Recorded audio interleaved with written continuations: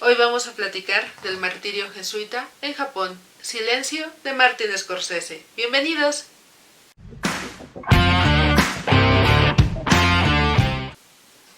Hola seres humanos, bienvenidos de nueva cuenta a este canal. Pues como ya vieron, hoy nos toca platicar de jesuitas. Entonces vamos a darle porque este es un tema que me gusta bastante, un tema espiritual con muchos recovecos históricos que revisar. Entonces, pues a meter la velocidad a esto. Imaginen el mundo en el siglo XVI. 1492, que ok, es siglo XV, de repente la cristiandad, es decir, Europa, se entera pues, de que hay otra cosa enorme, que es el otro continente, ¿no? El nuevo continente América, ¿no? A partir de ahí, España y demás reinos europeos comienzan su expansión territorial, que luego, bueno, se convertirá en estas guerras de conquista y luego el proceso de colonización y virreinato. Y a la par de esta convulsión geopolítica, pues está la convulsión espiritual. De repente ya en el siglo XVI, a inicios de este siglo, pues Martín Lutero, monje agustino, ocasiona la gran ruptura, el gran cisma, pues con la reforma luterana justamente. Entonces, nada más con estos dos pequeños indicios, podemos entender la importancia de la religiosidad, la importancia de la fe, ¿no? La importancia en particular, sí, del cristianismo por un lado, y por otro de las órdenes monacales, ¿no? De estos grupos de hombres y mujeres que vivían bajo la regla, bajo ciertas normas, bajo votos de castidad, de pobreza, de mesura, de obediencia. Pues bueno, tomando todo eso en consideración, en 1534, para ser más específicos, el 15 de agosto de 1534, San Ignacio de Loyola, en compañía de San Francisco Javier y de San Pedro Fabro, fundan en París, Francia, la que luego será conocida como la Compañía de Jesús, o bueno, los jesuitas, los soldados de Cristo, el ejército de Dios, bajo el emblema o bajo el lema de a la mayor gloria de Dios. Y aquí lo estarán viendo en latín, porque aunque tomé latín, mejor se los digo en español, a la mayor gloria de Dios. Con tres principios fundamentales: obediencia, pobreza y castidad. Esos van a ser los votos de los jesuitas, que como tantas otras órdenes monacales, pues de esa época y de la Edad Media, se van a dispersar por el mundo con el objetivo de llevar la verdadera fe pues a todos los rincones. Digo, les va a tocar en buena parte venir a América. En el caso particular del virreinato de la Nueva España, los jesuitas estarán encargados de evangelizar el norte.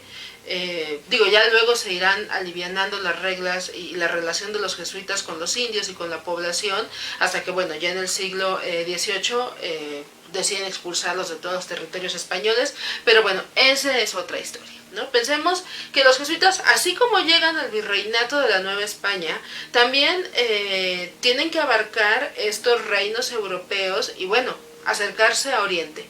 Porque recuerden que todo el asunto del descubrimiento de América se dio porque los europeos querían llegar a Oriente, pero eso ya lo sabemos.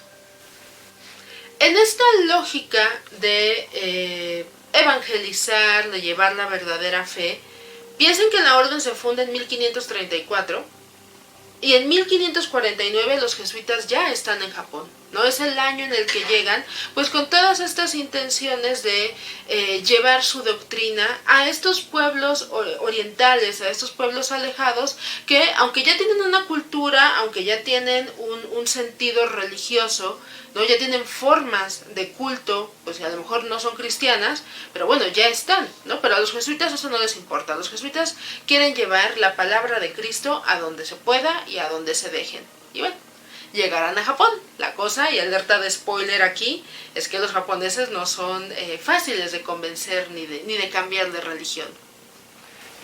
Pues bien, los jesuitas llegan a Japón, comienzan este trabajo de evangelizar, y todo va relativamente bien, hasta que en 1637 estalla la gran rebelión Shimabara. Perdonen, pero pues en japonés no soy muy docta, entonces tengo mis notas acá. ¿Qué es esto? Es una rebelión de campesinos cristianos que se oponen al hecho de que para ese momento, casi un siglo después de la llegada de los jesuitas a Japón, pues el gobierno japonés está haciendo todo lo posible por erradicar el cristianismo. Entonces hay una persecución, establecen un tribunal inquisitorial muy parecido pues al tribunal de la Santa Inquisición pues de este lado del mundo, encabezado por la Iglesia Católica, nada más que pues allá a la japonesa. Y bueno, está esta rebelión, la rebelión Shimabara, y inicia toda esta confrontación entre cristianos y autoridades. ¿Quiénes ganan? Pues las autoridades. Realmente los cristianos pasan por la persecución, el martirio, la desaparición, el asesinato, ¿no? O sea, muchas cosas. Y algo interesante es que, bueno, sí hay un trabajo coercitivo por parte de las autoridades japonesas, pero también hay una confrontación ideológica. Algo muy importante de esta rebelión es que las autoridades japonesas implementaron un concepto que es el del fumie, o fumie, ¿por qué no es japonés? Que se refiere a la acción de pisar los ídolos sagrados. Es decir, a los cristianos que participaban de este levantamiento, que eran aprehendidos, se les obligaba a pisar la imagen de Cristo, a pisar rosarios, a pisar la Biblia, a pisar imágenes de la Virgen, ¿no? Como una manera de hacer tangible esta renuncia de estos campesinos japoneses a su fe cristiana. En el momento en el que ellos accedían al fumie, es decir, a pisar el objeto sagrado, quería decir que se desentendían de su culto. Y bueno, viéndolo desde la perspectiva católica, este acto se entendía como que ellos apostataban, es decir, que negaban la fe. Que bueno, en un momento iré a este concepto que me encanta de la apostasía, pero bueno. Nada más como para redondear este contexto histórico, todo esto se da justamente en el shogunato Tokugawa, que es uno de estos shogunatos que marcó épocas de esplendor en Japón, pero también de mucho control, bueno, llegando a estos puntos de la represión. ¿Por qué es importante entender esto? Porque finalmente ese es el contexto histórico en el que está metida Silencio, que ya para entrar como tal al texto, y sí, al texto, va a decir que Silencio es una novela de Shusaku Endo de 1966 que prácticamente es como... No sé hacer un comparativo, pero es una obra fundamental de la literatura japonesa. Es muy rica en cuanto a la lectura porque está relatada en un formato epistolar, ¿no? Nosotros vemos la historia de dos misioneros jesuitas, el padre Rodríguez y el padre Garupe, que andan en búsqueda del padre Ferreira, ¿no? Entonces aquí, finalmente hablar del libro nos explica un poco el orden de la película. Rodríguez y Garupe son enviados a Japón porque quieren encontrar a su maestro, el padre Ferreira, que años antes había viajado para evangelizar estas tierras, había fracasado y pues no nada más le había tocado vivir toda esta cosa de la rebelión Shimabara y la persecución, sino que pues había sobrevivido porque había renunciado a su fe. Es decir, que su maestro Ferreira, su maestro, el padre jesuita, pues había apostatado, había renunciado a Dios. Y sobre este planteamiento de buscar a este ídolo caído para los jesuitas, y de ver cómo hay facciones de los campesinos japoneses que se siguen aferrando al cristianismo, y aferrar no quiere decir que lo entiendan, sino que les gusta el asunto y hasta ahí, ¿no? Pero bueno, a eso vamos. Entonces, si no han visto la película, las películas, porque hay varias versiones, un muy buen consejo es empezar por el libro. Si ya vieron las películas y no han tenido oportunidad de leer a Shusaku Endo, es muy rica la lectura. Además, creo que ninguna de las dos versiones cinematográficas se aleja demasiado de esto. O sea, sí es una línea muy clara la del diálogo que hay entre la versión original y las adaptaciones fílmicas.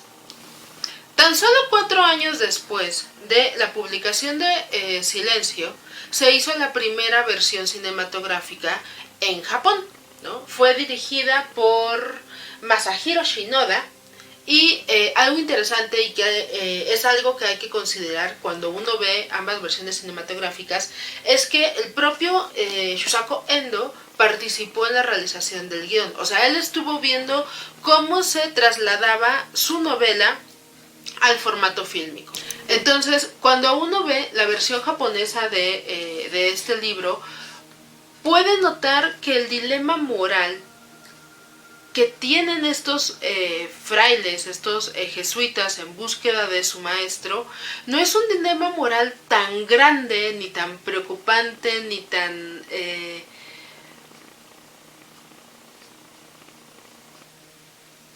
molesto como el que llega a presentar Martin Scorsese, ¿no? O sea, al parecer el hecho de que la adaptación japonesa haya sido cuidada o haya tenido la participación del propio autor del libro permitió que hubiera este distanciamiento, esta lejanía, para que no termináramos de entender a estos frailes como mártires, ¿no? Sino como simplemente hombres que de repente no supieron cómo encauzar su fe en un contexto que a todas luces les resultaba hostil. Ahora, ya para entrar en lo que nos corresponde, pues que es en el trabajo de Martin Scorsese, también hay que irnos un poco al preámbulo. En 1988, Martin Scorsese dirigió La Última Tentación de Cristo, ¿no? Que también está basada en una novela del autor griego Nikos Kazantzakis, ¿sí? Que es parte de esta trilogía religiosa muy separada, muy mermada, muy escondida que tiene Scorsese. Digo, finalmente él es un italo-estadounidense que también tiene que resolver desde su óptica católica romana heredada, pues cuestiones religiosas. Que bueno, hace La Última Tentación de Cristo, una película que si no han visto por favor véanla, algún día hablaré de La Última Tentación de Cristo, pero que bueno, es la primera de esos trabajos que plantean temas que a la gente de repente no le gustan tanto, no le gusta a la gente que se meta uno con Dios, pero pues ni modo, es objeto de cuestionamiento, muy enriquecedor a mi parecer. Y bueno, a raíz de La Última Tentación de Cristo, Martin Scorsese va a sufrir un veto dentro de la academia y dentro de esta industria cinematográfica gringa que de repente es muy puritana, veto que realmente le van a quitar hasta el siglo XXI, ¿no? Cuando empieza a trabajar con Leonardo DiCaprio, cuando que entre La Última Tentación de Cristo y DiCaprio pues tiene un montón de películas realmente buenas, pero bueno, insisto, es como parte de este castigo que le ponen a Scorsese. En el momento, cuando hace La Última Tentación de Cristo, pues sabe que la película no es bien recibida, que hay sectores que no les encanta esto. De hecho es curioso, porque esa película como que sonó bastante cuando Mel Gibson hizo La Pasión de Cristo, como esas películas de, no, ¿por qué ponen a Dios así? Como que fue cuando de repente al menos mi generación volvió, o mejor dicho, escuchó sobre esta obra de Scorsese. Pero bueno. Luego de hacer La Última Tentación de Cristo, Martin Scorsese viaja a Japón. Tiene que ir a Japón para trabajar con Akira Kurosawa en la película Sueños, en donde Scorsese interpreta a Vincent Van Gogh. ¿Por qué es importante esto? Porque justamente entre La Última Tentación de Cristo y Sueños, a Martin Scorsese le regalan este libro, ¿no? Le regalan Silencio. ¿Quién se lo regala? El arzobispo Paul Moore de la Iglesia Episcopal de San Juan, ¿no? Allá en Estados Unidos. Así como casual, sé que tu película no está siendo bien recibida, léete esto, igual y te ilumina un poco. Y entonces Martin Scorsese lee Silencio en Japón, justamente para encontrarse con Kurosawa, según sus propias memorias, en el trayecto de Tokio a Kioto. Piensen toda la configuración o toda la carga religiosa simbólica que tiene este libro en ese momento exacto de la vida de Scorsese. Desde 1988 es que Scorsese tiene este interés de pues de llevar este libro a la pantalla, ¿no? Entre el 88 y el 90, y este sueño o esta posibilidad no se le presenta sino hasta hace unos cuantos años. Fue así que hasta el 2016 Martin Scorsese tuvo la oportunidad de ver esta obra por fin vuelta a una realidad. Es el libro que había pasado casi 2 décadas ahí guardado. Sí, por cuestiones de derechos, de distribución, de dineros, no se había podido realizar la película. Pero bueno, aquí está. Se cumplió el cometido, se completó esta trilogía de la fe, ¿no? Una trilogía que, insisto, es muy mermada, muy discreta, muy separada incluso en cronología, pero existe. Entonces, voy a empezar con una cita de San Juan, o bueno, refiriéndome a San Juan, no nada más por el hecho de que haya sido el arzobispo de la Iglesia Episcopal de San Juan quien le dio el texto a Scorsese, sino porque finalmente San Juan es uno de los personajes clave para entender no nada más el origen del cristianismo, sino su difusión. Según el Evangelio de San Juan, Jesús se definió a sí mismo como un buen pastor para que sus apóstoles lo tomaran como modelo. Digo, piensen, insisto, que San Juan era como de la banda que andaba ahí con él. Entonces, esto es importante porque va a enraizar todo el concepto de los frailes evangelizadores. Ya sea que los mandan a Japón, o que los mandan a Durango, o que los mandan a donde sea, ellos deben de entenderse a sí mismos como los pastores de estas almas herejes que, pues, quién sabe si tengan salvación. Entonces, hay que partir por eso. ¿Por qué? Porque evangelizar es llevar la palabra de Dios. Una palabra que es incuestionable, porque dogma, que es verdadera en toda la extensión y que además es sagrada. Tú no puedes cuestionar a Dios. Y entonces ahí es donde empezamos a tener problemas con el hecho de llevar el cristianismo a Japón. ¿Sí? Pero bueno. Creo que silencio se puede entender desde 2 perspectivas o desde 2 puntos de vista. Uno, el de los misioneros, y otro, el de Dios. Digo que más allá de entender a Dios dentro de la religiosidad japonesa del siglo XVII, es cuestionarnos lo que se ha dicho de Dios con base en las acciones de este personaje, ente, ser, deidad, lo que sea. Entonces, pero primero vamos con los misioneros. Rodríguez y Garupe, que como ya dije, andan buscando en Japón al padre Ferreira, a su maestro, que además es el señor Liam Neeson. O sea, ella es un héroe de por sí.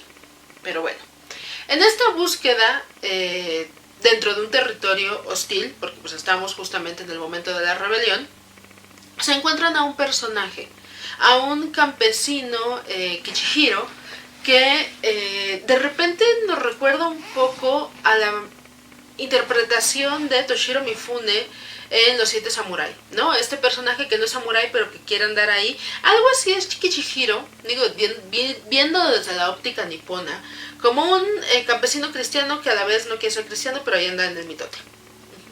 Pero también, leyendo el subtexto, tiene mucho que ver con esta imagen bíblica de Judas, no de Judas Iscariote como el traidor, pero también de Pedro, porque recuerden que Pedro negó a Cristo 3 veces antes de que cantara el gallo. Mal amigo. Por eso lo crucificaron de cabeza. Pero aún así, cuando todos pasemos a mejor vida, San Pedro nos va a recibir. Iba a decir Don Pedro, no, Don Pedro es el de los alcoholes. Tenemos estas entidades, ¿no?, de los misioneros que entienden, ¿no?, porque al final son jesuitas, muy bien la religión, ¿no? Recordemos que los jesuitas se caracterizaron por ser una orden, sí, bastante progresista, bastante acaudalada, pero también por ser bastante críticos en cuanto a las condiciones históricas, políticas y filosóficas de su contexto, ¿no? O sea, con los jesuitas se educó el Marqués de Sade, ¿no? Con los jesuitas se educó Luis Buñuel, ¿no? Con los jesuitas se educaron un montón de reyes de este despotismo ilustrado. O sea, los jesuitas en la actualidad pues manejan muchas de las mejores universidades del mundo. O sea, piensan en la Ibero, en la Javeriana, allá en Colombia. Los jesuitas no son una orden menos, ¿no? No son una orden que podamos decir no saben a lo que van. La cosa aquí es que son jesuitas convencidos y entendidos de su fe, que se están poniendo a hablar del paraíso con campesinos japoneses, que ahí hay un verdadero problema, el problema de la comunicación, del lenguaje. Algo que se plantea en Silencio de Scorsese, y que podemos pensarlo desde cualquier óptica colonial, es que el colonizador viene y te enseña, nunca intenta aprender de ti. Nosotros hablamos español porque somos producto del proceso de colonización, pues, de España, pero realmente son muy pocas las palabras, o las que quedan son adaptaciones, pues, de estas lenguas originarias. No porque realmente al conquistador le interesara mantener este conocimiento. Y lo mismo pasaba en Japón. En este sentido, algo fundamental dentro de los sacramentos del cristianismo es el bautizo, o el bautismo, ¿no? Dependiendo de cómo se lleve a cabo. No nada más es el hecho de que ese ser al que estás mojando y bautizando entienda todo lo que conlleva formar parte de esta fe, sino que además le cambias el nombre. Lo formas parte de ti, ¿no? O sea, son como insisto, como en el proceso de conquista de América. O sea, algo que hicieron los españoles, incluso antes de llegar a México Tenochtitlan, era llegar con los pueblos indios, y así como, bueno, vamos a ser aliados, sí, pero cámbiate el nombre, porque Tonatiuh está muy raro, ahora te llamarás Juan, y tú José, y tú María. Y entonces, ante estas prácticas de los misioneros evangelizadores jesuitas, tenemos la respuesta desde Japón. Obviamente está la represión, la persecución, el martirio, y entonces estos tíos, los evangelizadores, se van a sentir como los martirizados de los principios de la cristiandad, allá cuando le aventaban cristianos a comer a los leones. No hago menos su martirio, pero bueno, al final es como una dialéctica ahí extraña, como del sufrimiento eterno para salvar y expiar tus culpas y tus pecados. El Estado nipón va a establecer un tribunal inquisitorial, en donde se van a confrontar las creencias de este campesinado japonés. Que sí, le dijeron que el paraíso era una cosa muy bonita, pero realmente no entienden qué hay que hacer para llegar al paraíso, no entienden el concepto de, por la barrera lingüística y por todas las barreras conceptuales, culturales que hay ahí sin resolver. Y entonces, mientras se da esta confrontación con la fe de los campesinos japoneses cristianos, quienes están viendo todo esto como pruebas y prueba tras prueba tras prueba en su fracaso son los frailes jesuitas. Sobre todo el fraile Rodríguez, ¿no? El padre Rodríguez, que es el que al que le toca como que contar todo. Y entonces, además de que se entienden como mártires, llega el punto en donde el diálogo entre el sufrimiento individual, según el personaje del fraile Rodríguez, es similar al sufrimiento de Cristo. Que así como Cristo murió por salvar nuestros pecados del mundo, Él también está sufriendo por salvar los pecados de estos japoneses. Que ni les entiende, ¿no? Pero bueno, son cristianos, han de tener alma. Supongo que lo mismo pasaba con los frailes que evangelizaban a los indios aquí. Me preocupo por ellos porque en una de esas, y sí tienen alma. Algo interesante es que Silencio se estrenó en el Vaticano. Más interesante aún si pensamos que el Papa Francisco, ¿no? Jorge Bergoglio, Papa argentino, que debe estar feliz porque pues Argentina acaba de ganar la Copa América, es jesuita.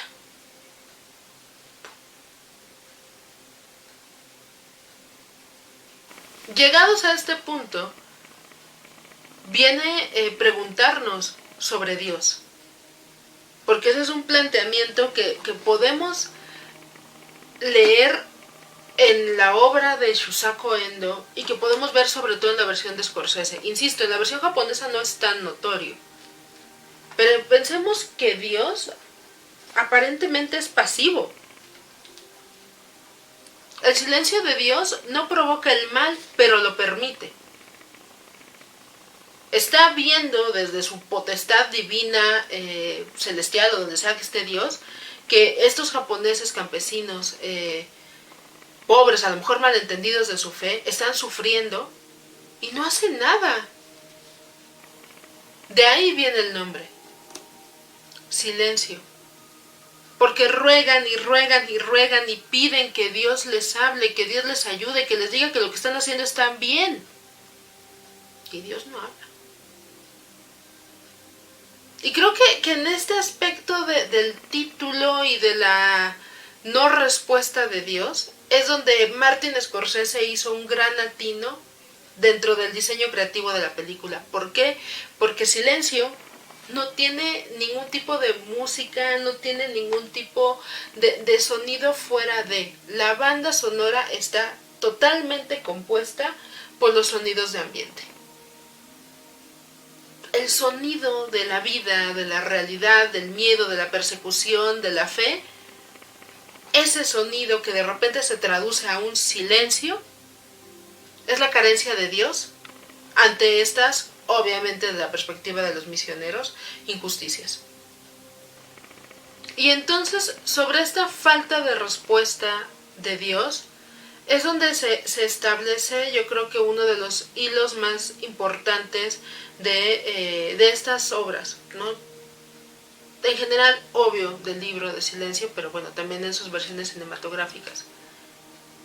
¿Hasta qué punto lo que hago y lo que debería hacer se contradice a lo que me han enseñado? Y aquí voy a leer algo que anoté, porque si no lo leo no voy a poder replicarlo con tanta elocuencia como cuando lo escribí. Pero el amor al hermano es la mejor prueba de que alguien cree en Dios. Si alguien renuncia a su fe para salvar a su hermano, ¿qué pasa ahí? Porque al final ese es el asunto en Silencio. Estos frailes están en la circunstancia de que si mantienen su fe y por lo tanto son una llama viva dentro de esta rebelión en un ambiente que les resulta peligroso, ¿qué tan malo podrá ser para Dios que ellos renuncien a su fe con tal de que esta gente se salve? Pero entonces, ¿dónde está la misericordia de Dios? Porque si Dios realmente fuera misericordioso, ¿por qué nos deja sufrir? ¿Por qué no habla? ¿Por qué no les da una señal? Porque, digo, obviamente no es como que baje Dios y les hable en el arbusto como a Moisés. Pero algo. Esa es la desesperación, ese es el hilo principal de Silencio. ¿Por qué Dios no salva a sus hijos?